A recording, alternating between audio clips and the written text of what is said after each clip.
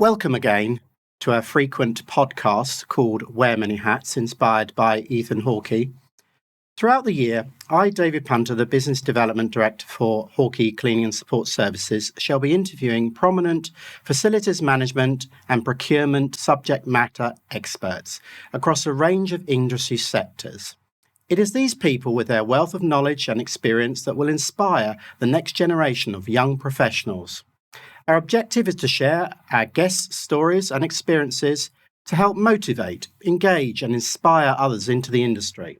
Through Wear Many Hats podcast, we hope our listeners will gain new perspectives, insights, and learn about strategies to develop their careers in the facilities management procurement business. It gives me great pleasure to introduce Sebastian. And you are from? The Montcalm Hotel Group. Fantastic. We are delighted to have you with us. So without further ado, I'd like to sort of jump into some questions, a little bit about your journey into how you entered the career of procurement. So not going back too far, but as far as your sort of career, as it were, how did you start, Sebastian, in your journey? Well, if we are talking about the procurement, we would really need to go quite a few years back. Okay, I'll allow you to do that. We're literally going back to around 2005, where I kind of moved from the front of house roles to back of house roles, and this is where the procurement journey started, to be honest. Working closely with the head chefs and everyone in the hotel, being responsible for the ordering, it was actually pretty cool job, to be honest. Okay, which hotel were you at? Oh, so I started at the hotel, which I don't think it exists anymore. It was Thistle Barbican Hotel. Okay, so I know it. I don't know if it's on that banner now, but correct. I know that they went under refurb, or they were going to kind of change it to rebranding to something else. Probably, I think it's Goman now. Yes, they're that's called right. Goman Hotels. Goman right? Hotels. Yeah. So and then from there it just kind of continues. I took the short break to take a journey with a company called Micros Fidelio, which at the moment I think they're called Oracle. Okay. And the reason for this was to get a more knowledge about the technical sides and of all the software, which is used for the procurement and purchasing. Okay. And then came back to purchasing, so work for the original Buddha Bar, which was opened in London, literally built within, in the bridge, in the structure of the bridge. And then moved to the Lanesborough, spent there quite a few years, because over a decade. A lovely hotel. I have to admit, yes. And then moved to the Montcalm Hotel Group, where I'm here now. Okay, and when did you start at the Montcalm then? Oh, so Montcalm started last year. Okay. Last year only. So we're literally talking April last year. So a bulk of your career had been at the Lanesborough, is that right? That is correct, yes. Okay. And so what is it? So now you've moved into procurement, you've got the skill sets from Oracle. What is it you like about your procurement role? Quite a few things. Most of them are involved with dealing with the suppliers and contracts, which means you actually can make a difference in terms of make it or break it for a company when it comes to cost. Okay. But also you meet quite a lot of interesting individuals. Yeah. That gets to the point where I actually like treating suppliers as partners in business, rather than just people who you get the service from. I think I'm old-fashioned on this one, but the most important thing is that you literally do something which has you can influence the company a lot in terms of the savings that you can generate and the services that you can get from the suppliers that you are dealing with. Okay, so you mentioned it's on two occasions about savings. Now, you're working in a premium hotel brand. Is that all about savings?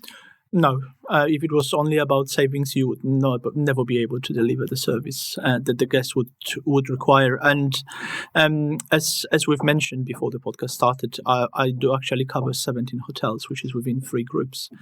And we've got 5-star properties, then which is Montcalm. Then we've got Park Grand Hotels, which is 4-star properties. Okay. And then we've got 2 environmental friendly hotels, which are Inhabit hotels.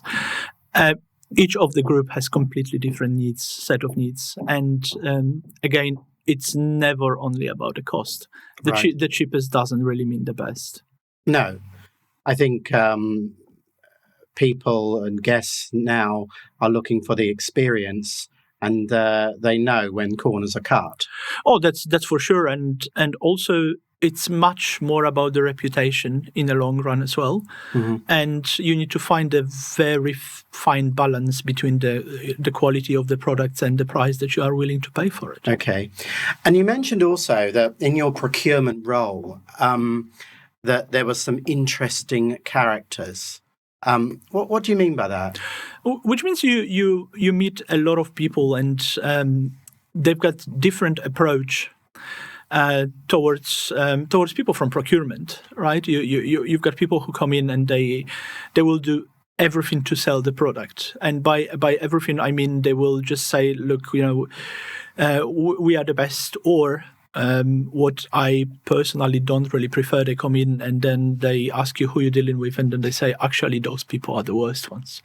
Okay. Right? Like, or they're, oh my God, how can you be dealing with them and things like this, which I don't really appreciate, because if you are to meet me and we are to deal with each other and start the business, it's better if you tell me about your achievements rather than try and correct your other decisions. It doesn't really work. But also in the long run, you not most, but quite a few of the suppliers that I've met over the years, I still keep in touch, and it is because obviously they deliver in the service and that we require, or the products that we require. But it's also about the personalities of the people who I'm dealing with. So it's a very people focused decision as well, and also possibly based upon maybe your relationships or your experiences, what you saw at, let's say, the Lanesborough. Would you use suppliers that the Lanesborough uses? I would, some of them, and some of them obviously I wouldn't. Works both ways. Okay. And obviously you're working in the hospitality hotel sector. What is it you like about that sector? Every single day is different. Okay. It's a very fast-paced environment, and it actually allows you to, again, meet people or get to know the products or the categories that you would never think that you're going to be kind of involved with. Okay. Such as? Such as anytime you start doing refurbishment, and there is something different required for different type of hotel, right? Okay. So the 5-star hotel would require different products, and obviously again that you would deal with the different set of the suppliers, and obviously again depending on the budgets, whatever the case may be. So it's just brilliant that every day brings, well, every day is a bit of an exaggeration, but most of the days bring something new.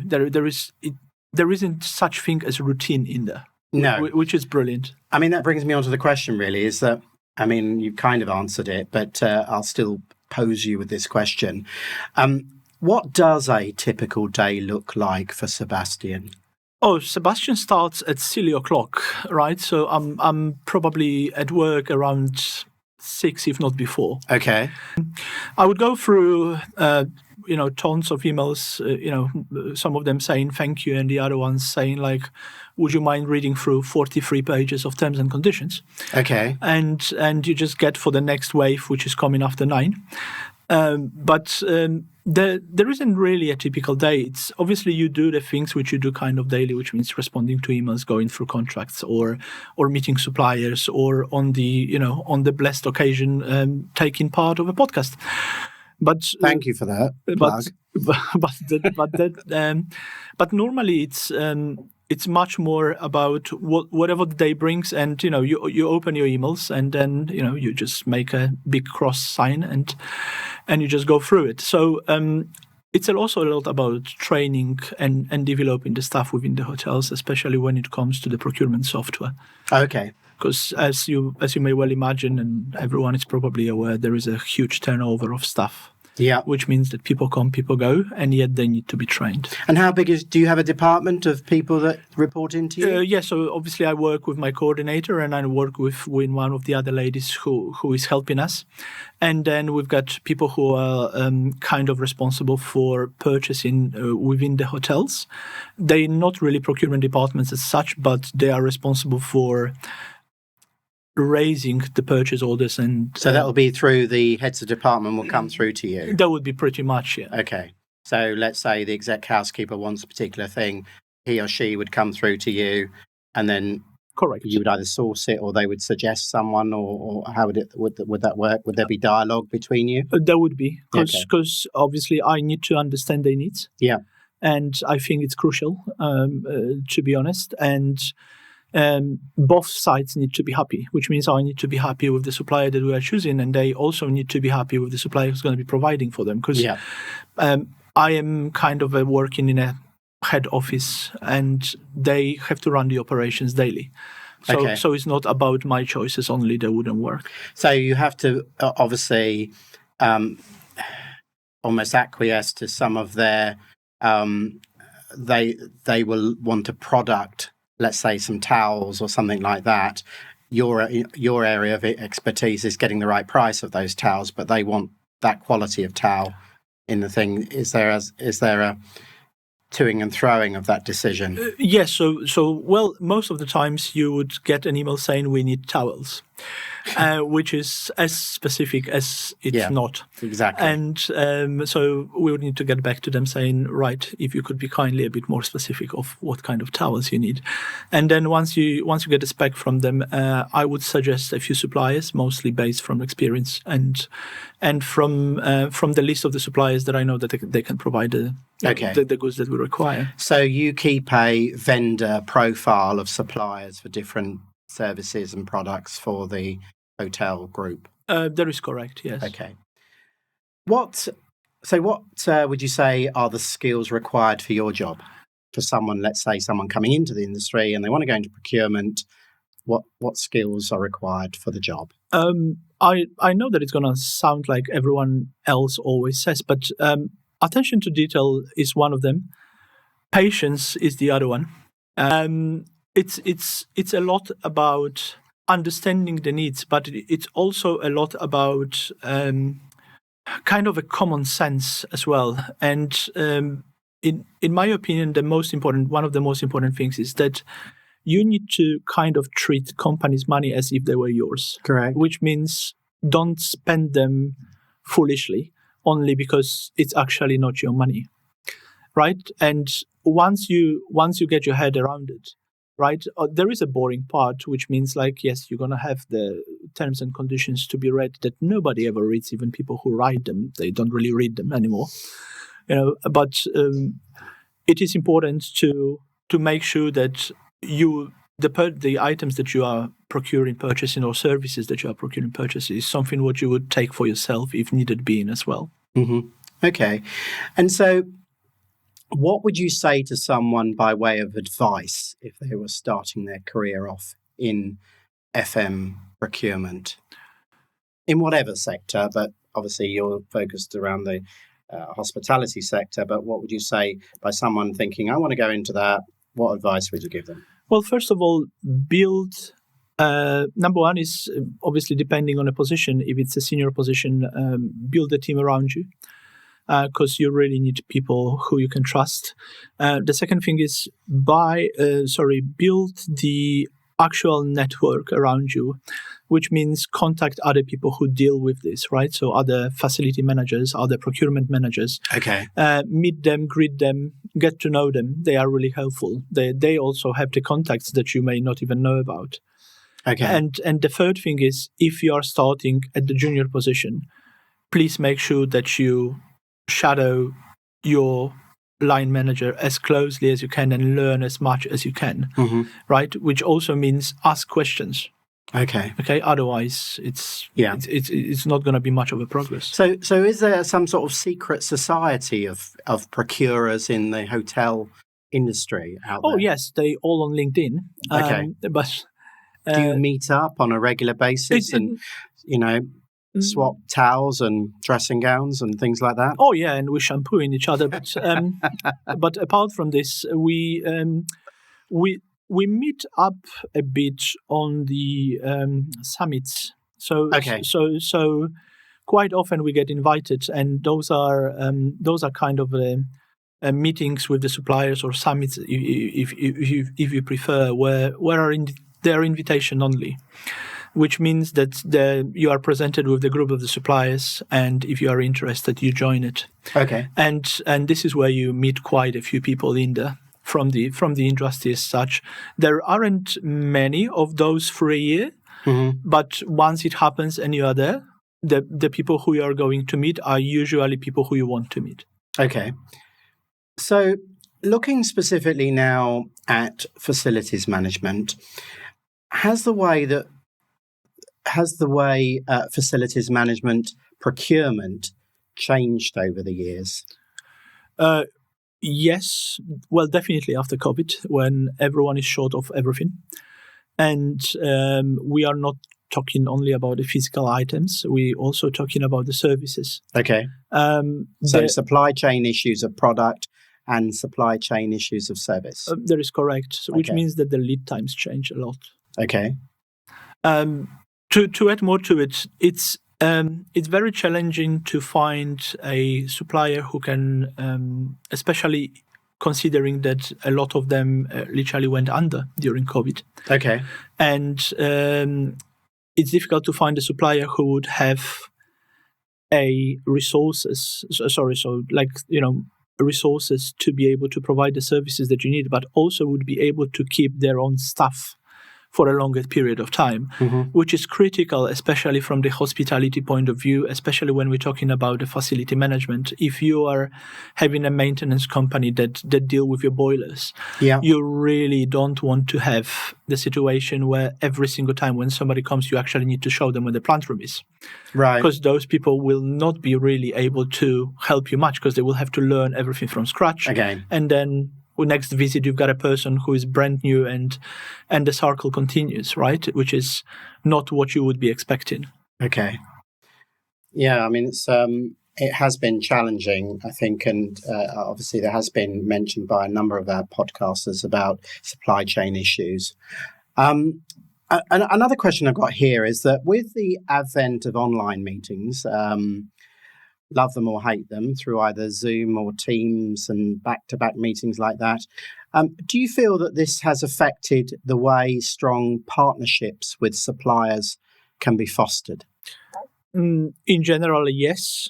For me, partially, which means, as I have mentioned, I am kind of the old-fashioned fellow who prefers to meet face to face. Okay, that's great. And reassuring to hear. Well, it's meetings on Zoom are meetings on Zoom, right? And number one is you see the face of the person usually, so you can't really read their body language, which I think is important, especially when you sit down at the table and you start negotiating. And also, people have a tendency to be more brave when they are just literally behind the screen and you can't really see them, and they would say the things that they wouldn't normally say when you're sitting in the room. But also, all those Teams, Zooms, and you name it, they missing a personal touch. Yes. Which is the hospitality, it's almost the raison d'etre of the hospitality. Yeah, which means that any kind of important meetings where decisions need to be made, I definitely would do face-to-face rather than do this online. And I'm also not a big fan of making decisions just by sending a dry email. Okay. It just email is just a confirmation, right? The entire process should really take face-to-face, because I also believe that this is how you build the relation with the supplier as such. You can send 1 million emails, and at the end of the day, the person doesn't even know how you look like. Exactly.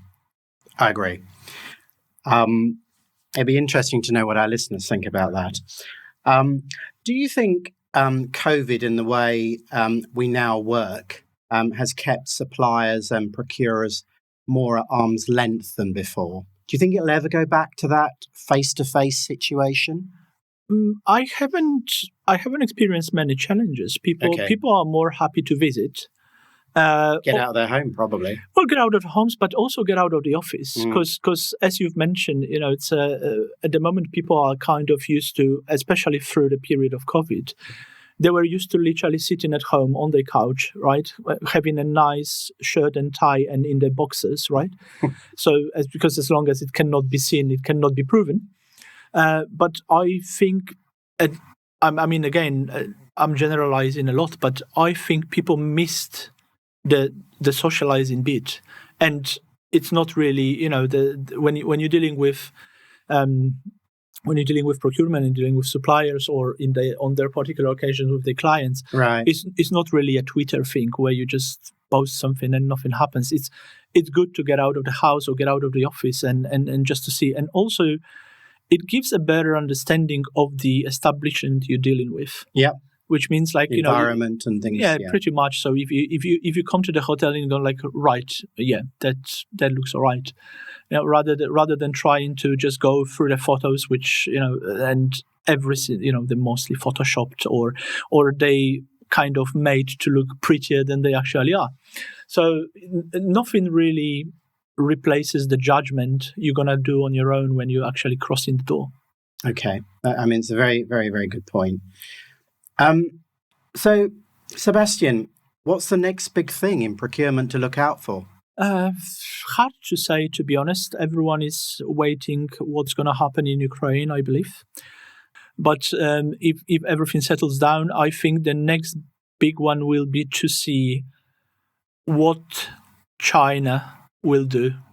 Because if it's not Russia, it's China. I won't become political on this. No. I don't want to become political. Yeah. I'm talking about much more from the economical point of view. They have already proven that they are able to literally put on hold entire industries like car manufacturing. That you don't have chipset, you can't really do it. So it's really interesting to see what the situation with them will be, and either the actual economy will be able to recover / move something, they factories to the other countries where they can actually provide the supplies. So I think it's just a matter of I think everyone is looking for a kind of stability within this, chain of the supply.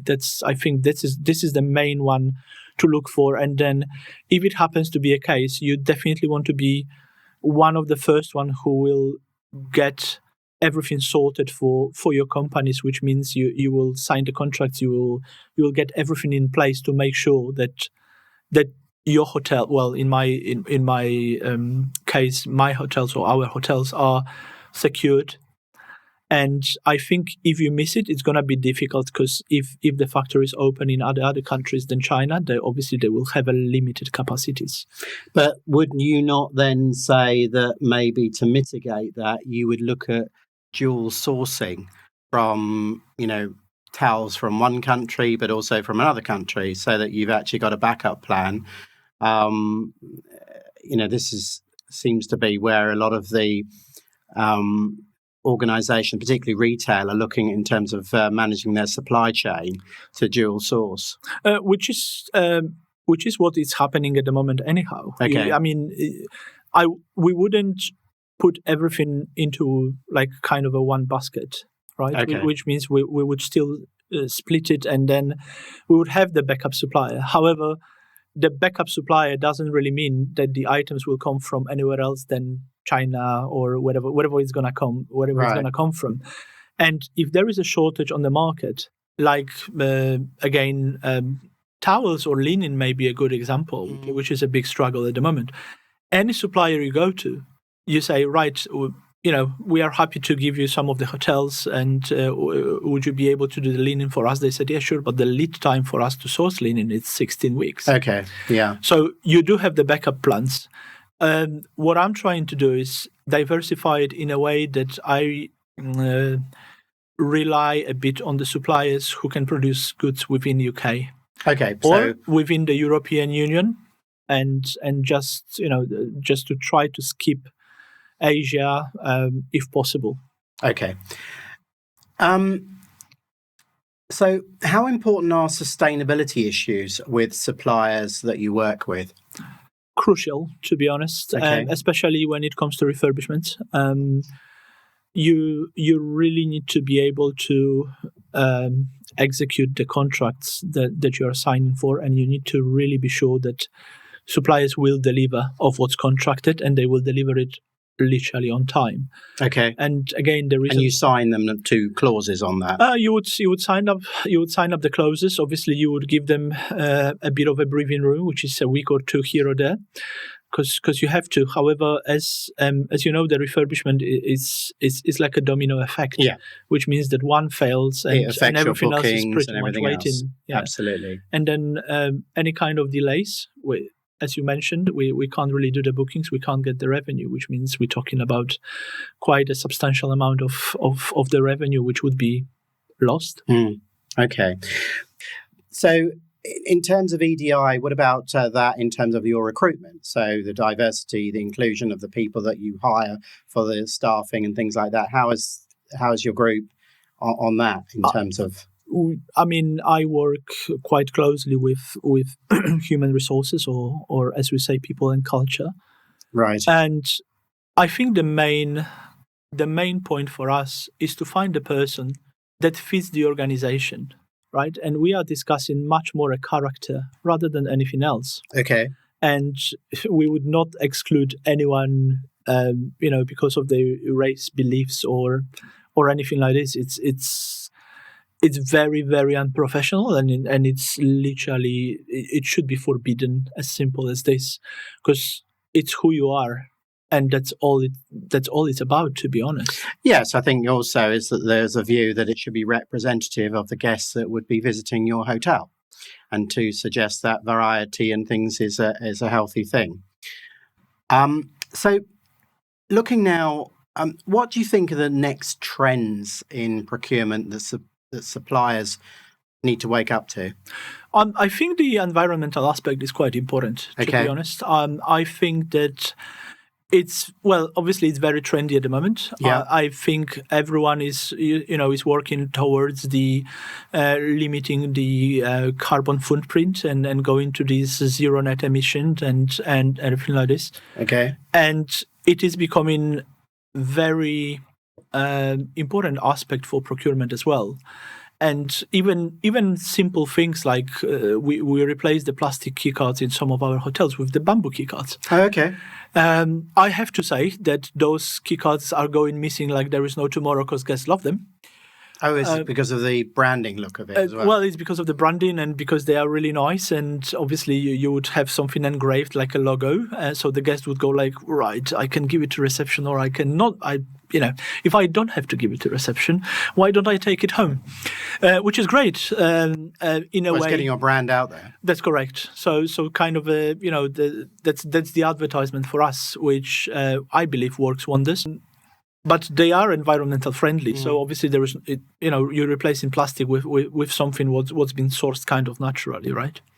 Yeah, and also it might actually allow for other uses of that bamboo material around the hotel, whether it's, I don't know, beer mats or something like that, or people like to trophy hunt. Oh yeah, that's one of those. I mean, we are aiming to go for the bamboo pens and even shaving kits. Okay. Which again, it's making this much greener. That's fantastic. So, what would you say now? Let's just looking at Sebastian. What's your biggest regret in your career to date? I'm not sure either I've got much of this, to be honest. And I think the biggest regret would be that everything took so long. Right, and if you look at your past, you would go like, oh, maybe if I would have moved here or there, it would speed things up. But overall, I am where I am at the moment, which is I'm just happy. So, not too many regrets, to be honest. Okay, and on the flip side, what's your greatest achievement in your career to date? Apart from general ones, which is like helping companies who which I work for to get better results. I'm the head of procurement for 17 hotels, which I think is it's quite an achievement, and I'm actually quite proud working to be working for all of those groups. So and then not career-wise, the family. There's no doubts about this one.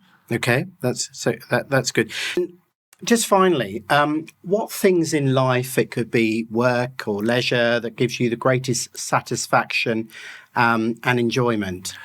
At work, it would be getting things done and getting things done properly, right? Which means that if I can see that whatever I'm doing is helping the company to grow, great. Okay.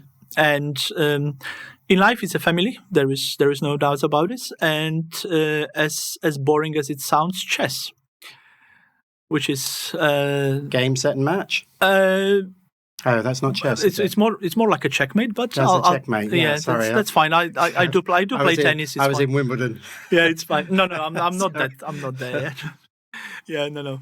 Okay, so you're part of a chess society, or is there? I do play in a league, and I do play for the county, and take the part of the UK championships and stuff like this. But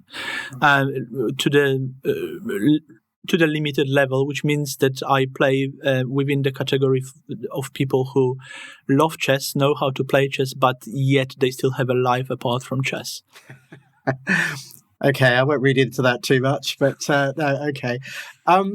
Well, Sebastian, that brings us to the end of our 7th episode of Wear Many Hats podcast.